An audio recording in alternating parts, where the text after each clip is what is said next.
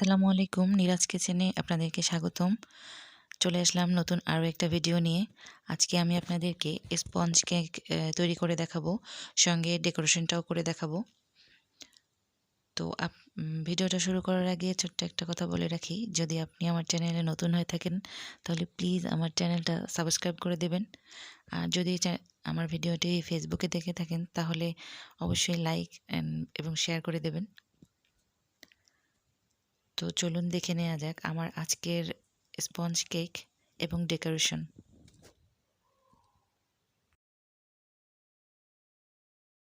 আজকে আমি 3টা ডিমের কেক বানাবো।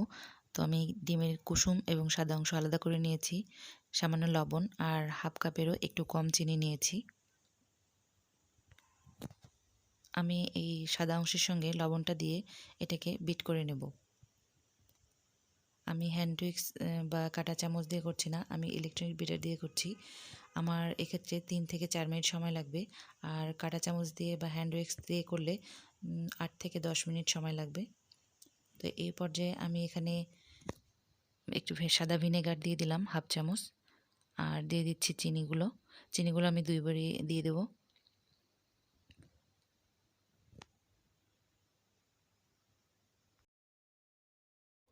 ডিমের সাদা অংশটার ফোম যখন এরকম হয়ে যাবে তখন এখানে আমি তেল, ডিমের কুসুম আর এসেন্স ব্যবহার করব। এখানে আমি 1/4 কাপ তেল দিয়ে দিলাম, ডিমের কুসুম দিয়ে দিচ্ছি, আর দিয়ে দেব ভ্যানিলা এসেন্স। ভ্যানিলা এসেন্স আমি 1 চামচের একটু কম দিয়েছি।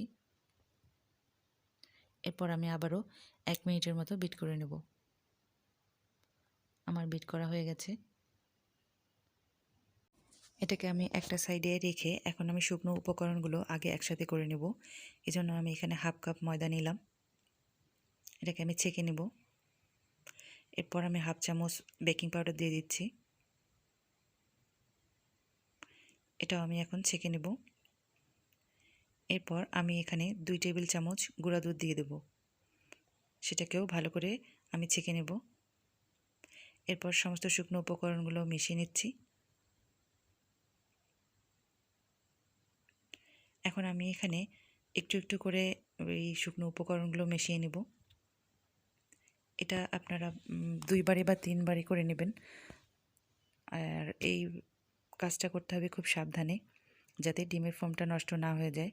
আমার অন্য আরও একটা ভিডিওতে আমি শুধু স্পঞ্জ কেক তৈরি করেছি, সেটাতেও দেখিয়েছি। তো আমার ব্যাটার রেডি। ব্যাটারের থিকনেসটা আপনারা দেখতে পাচ্ছেন, আমার ব্যাটারটা সম্পূর্ণ রেডি হয়ে গেছে। আমি এই সসপ্যানে আজকে কেকটা বেক করব। আমি এখানে লেখালেখির যে কাগজ সেটাতে তেল ব্রাশ করে নিয়েছি, আর কেকের ব্যাটারটা উপর থেকে ঢেলে দিচ্ছি, তারপর ট্যাপ করে নিচ্ছি। আমি যে পাত্রে কেক বেক করব সেই পাত্রটা আমি 10 মিনিট গরম করে নিয়েছি। তারপর আমি কেকটা দিয়ে দিলাম ব্যাটার।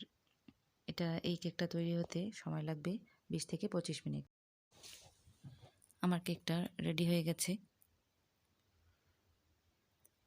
আমি কাঠি দিয়ে চেক করে নিচ্ছি, একদম ক্লিন এসেছে, তার মানে কেকটা রেডি হয়ে গেছে। আমি এখন এটাকে নামিয়ে ঠান্ডা করে নেব ডেকোরেশনের জন্য।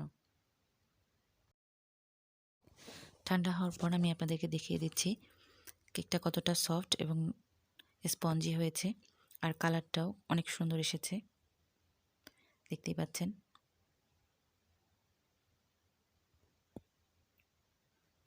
কেকটা মিডিয়াম লো আছে বেক করতে হবে, সেটা আপনারা সবাই জানেন।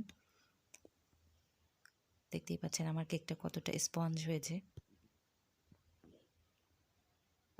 এরপর আমি কেকটাকে 3টা লেয়ারে ভাগ করে নিয়েছি।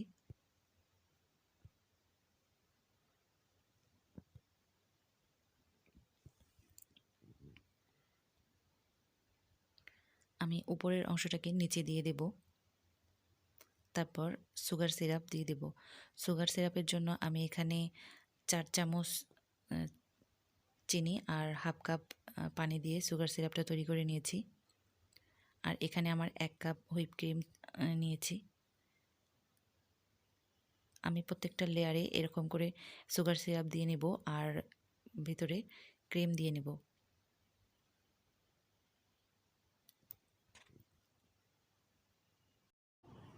সবকটা লেয়ারে আমার ক্রিম লাগানো শেষ। এখন এটাকে আমি এই অবস্থায় নর্মাল ফ্রিজে রাখবো সেট হওয়ার জন্য। কেকটাকে সেট হওয়ার জন্য আর কি ফ্রিজে রাখতে হবে 20 থেকে 25 মিনিট। 20 মিনিট পর আমি কেকটাকে বের করে নিলাম। আর এখানে আমি চকলেট দিব। তো আমি হোয়াইট চকলেট মেল্ট করে নিয়েছি, তারপর এভাবে উপর থেকে গড়িয়ে দিচ্ছি। আমি পুরোটাই কাভার করে নেব উপরটা। এই যে আমার ক্রিম লাগানো শেষ। এরপর আবারও এটাকে ফ্রিজে রাখতে হবে 15 থেকে 20 মিনিট। 20 মিনিট পর আমি কেকটাকে বের করে নিলাম।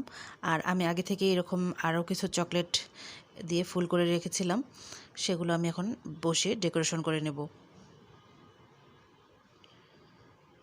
এখানে আপনারা আপনাদের পছন্দ মতো ডেকোরেশন করতে পারবেন। আমি এভাবে ডেকোরেশন করলাম। আমি কয়েকটা ফুল বানিয়ে নিয়েছি।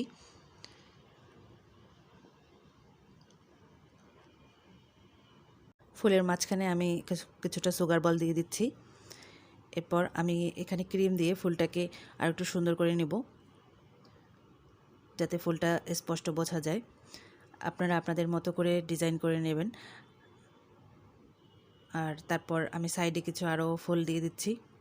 এই চকলেট দিয়ে আমি এই ফুলগুলো করেছি, সবগুলো ফুলই।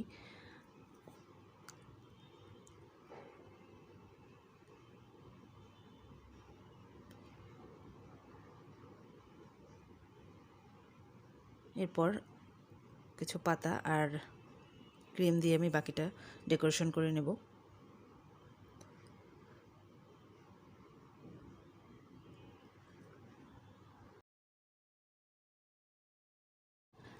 একটু ক্রিম আমি আলাদা করে নিয়ে তাতে ব্লু কালার মেশায়ে এরকম স্কাই কালারের মতো করে নিলাম। আর তারপর আমি সাইডে দিয়ে দিচ্ছি। আজকের কেকটা আমি এভাবেই ডেকোরেশন করব। আসলে বাচ্চাদের জন্য, বাসায় নিজেদের জন্য তৈরি করা, তাই এইভাবে। আপনারা যদি বার্থডের জন্য তৈরি করেন তাহলে সেই রকম করেই করবেন। জাস্ট আমি একটু দেখাই দিলাম আর কি, এরকম করে।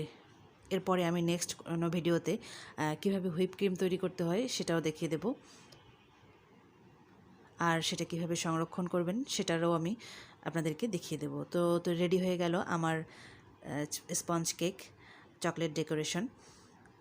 তো আশা করছি আমার ভিডিওটা আপনাদের ভালো লেগেছে। আর ভালো লেগে থাকলে অবশ্যই কমেন্ট করে জানাবেন, লাইক করবেন আর শেয়ার করবেন অবশ্যই ভিডিওটা। তো এরকম আরও নতুন নতুন ভিডিও পেতে আমার পেজের সঙ্গেই থাকবেন আর আমার ইউটিউবে চ্যানেলটা সাবস্ক্রাইব করে দেবেন। তো আজ এই পর্যন্তই। সবাই ভালো থাকবেন। নতুন আবারও একটা ভিডিও নিয়ে হাজির হব। সে পর্যন্ত আল্লাহ হাফেজ।